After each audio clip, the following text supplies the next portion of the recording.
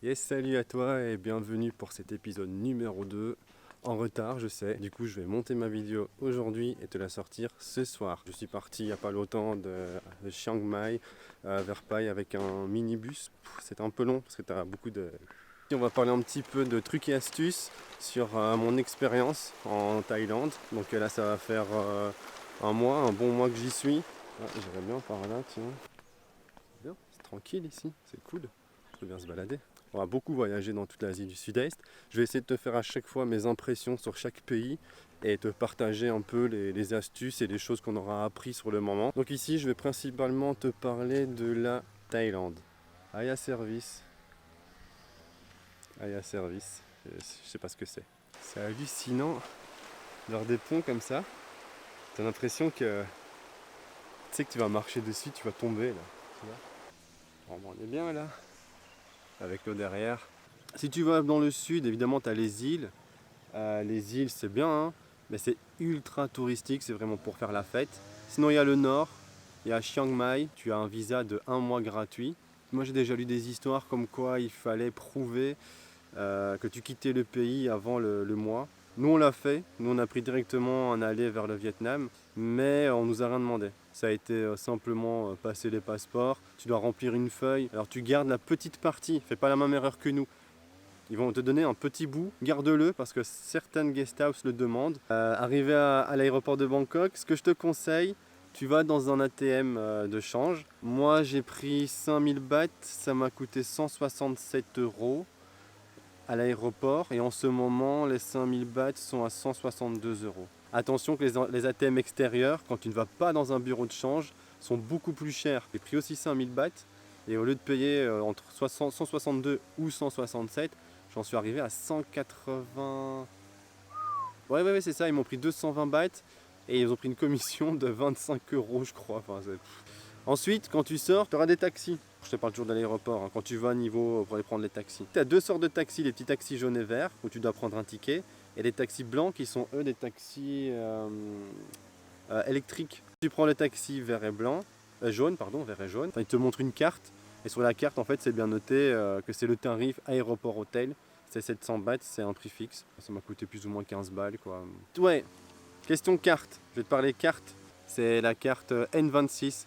Moi je te conseille cette carte. C'est une carte allemande. Tu vas juste sur internet, tu ouvres ton compte, ça prend 5 minutes pour l'ouvrir. C'est une Mastercard et tu payes aucun frais. Dans tous les pays hors Union Européenne, tu paieras jamais de frais. Tandis que ma carte française Visa, elle, à chaque fois que je retire de l'argent, ben, je paye 5 balles, je pense, d'intérêt, un truc comme ça. Et en plus, contrairement à nos chères banques françaises, tes retraits sont notés immédiatement. À la seconde où tu as fait ton code et que tu as payé, ton téléphone t'annonce que tu as payé 30 balles. Et les Français, il faut un petit peu évoluer, hein, les gars. Putain, ça se débite. J'ai le débit qui apparaît une semaine après. Alors à savoir que cette carte, si jamais tu cherches à aller en négatif, tu sais pas aller en négatif, hein, mais bon, en même temps, c'est pas le but. Première chose que tu fais quand tu arrives, tu t'achètes une carte SIM. Ne fais surtout pas l'erreur que ma femme a faite.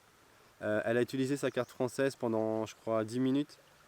Maintenant j'ai 60 balles à payer. Non mais 60, je te jure, c'est pas pour rire, c'est vraiment 60. C'était, tu sais, elle avait mis les données mobiles pour voir le taxi où il fallait aller quoi, pour trouver l'hôtel.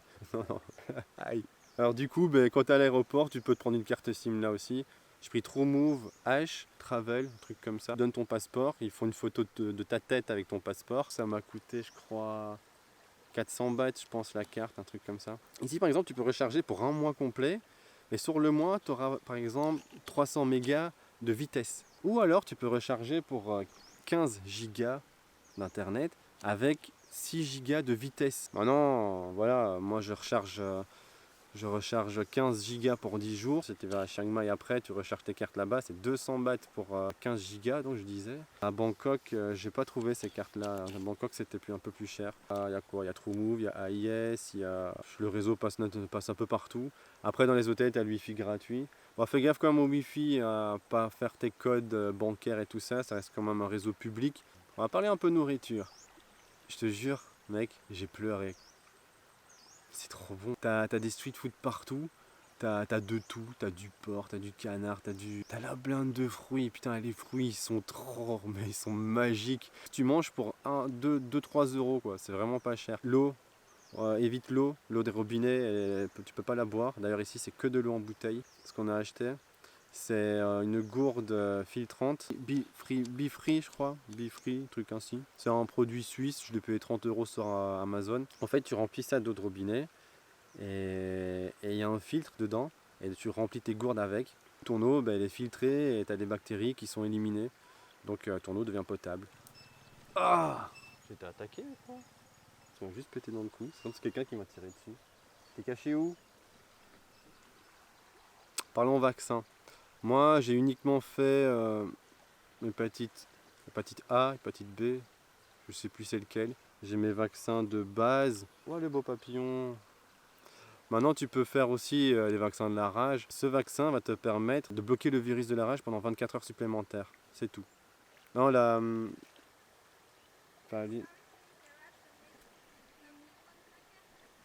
désolé pour ce contretemps, j'ai dû aller aider là-bas qui était bloqué avec son scooter. Bon, au final, son scooter il est mort. Donc elle a appelé son copain qui est venu et qui lui a apporté les clés pour lui donner son scooter à lui. Donc, vous voyez, il y a aussi la ding dong, ding dong, ding dong, ding dong, la ding dong. Vous faites tous les vaccins que vous voulez. Ça c'est votre santé, vous faites ce que vous voulez. Moi je vous conseille d'au moins faire l'hépatite. Après pour le reste, si vous voulez faire. Parlons scooter.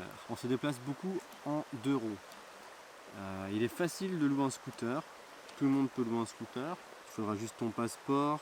Et en général, il ne demande que ton passeport et rien de plus. Ce que je te conseille, c'est de bien te filmer les alentours du scooter pour pas qu'il te réclame des dégâts qu'il y aurait déjà à l'avance. En règle générale, tu dois avoir ton permis moto et ton permis international.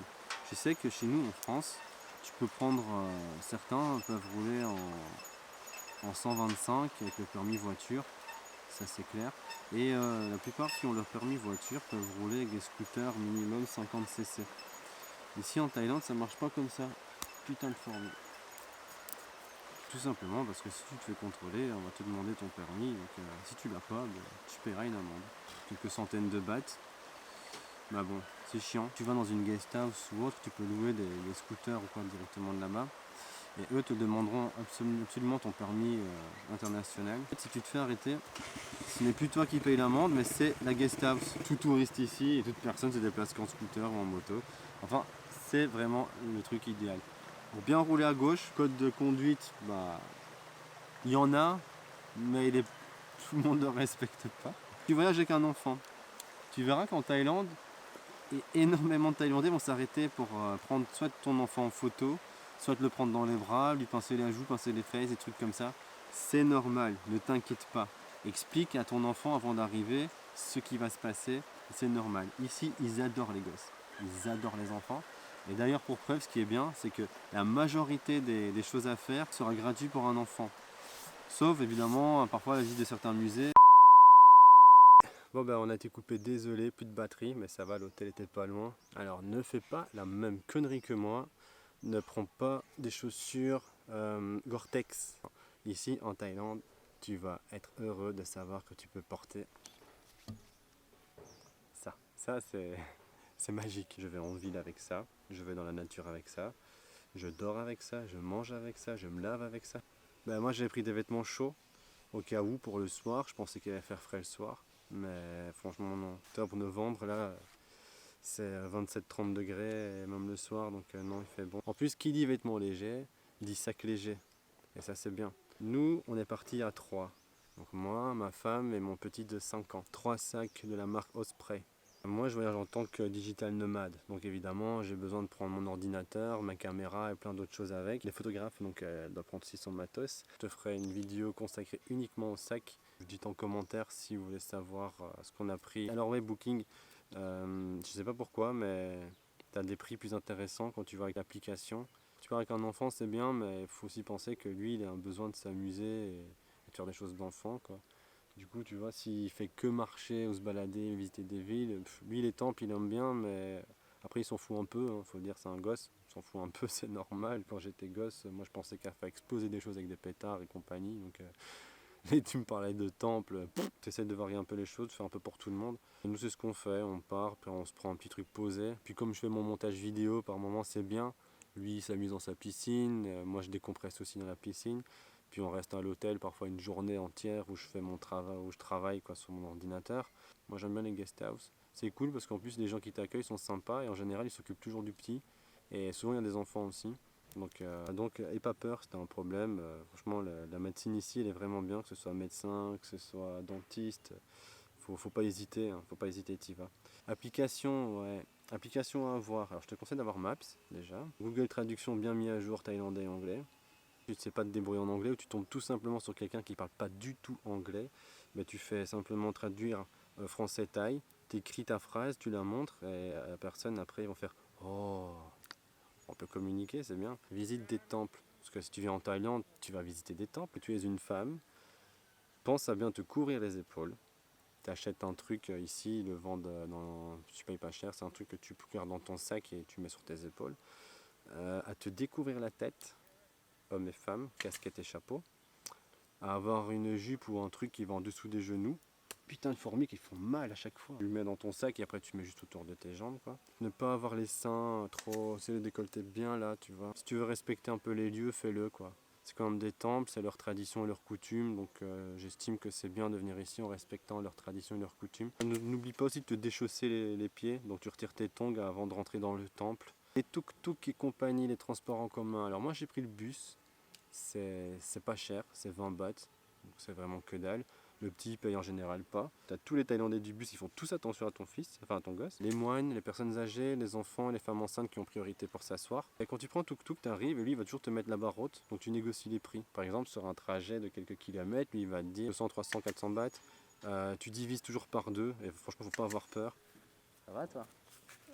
Tu négocies les prix, faut franchement pas avoir peur. Par contre, négocie pas la bouffe, parce que la bouffe quand même, ça coûte genre 20 bahts, allez, 40 bahts, t'as un pas de taille ici, donc va pas négocier la bouffe quoi. Faut quand même pas exagérer, restons dans le correct. Tu négocies juste les transports, c'est déjà bien, et les vêtements aussi. Si tu veux te déplacer, t'as les trains sont très bien et pas chers. Non, il est à l'école. Tu vois, quand je te disais, regarde, il s'est fait un copain ici et il demande où il est, mais il est à l'école malheureusement. Tu es à Bangkok et que tu veux aller à Chiang Mai, tu as le train de nuit qui est génial, tu dors dedans, mais fais ta réservation avant de partir. Nous on l'a pas faite, il n'y avait juste plus de place.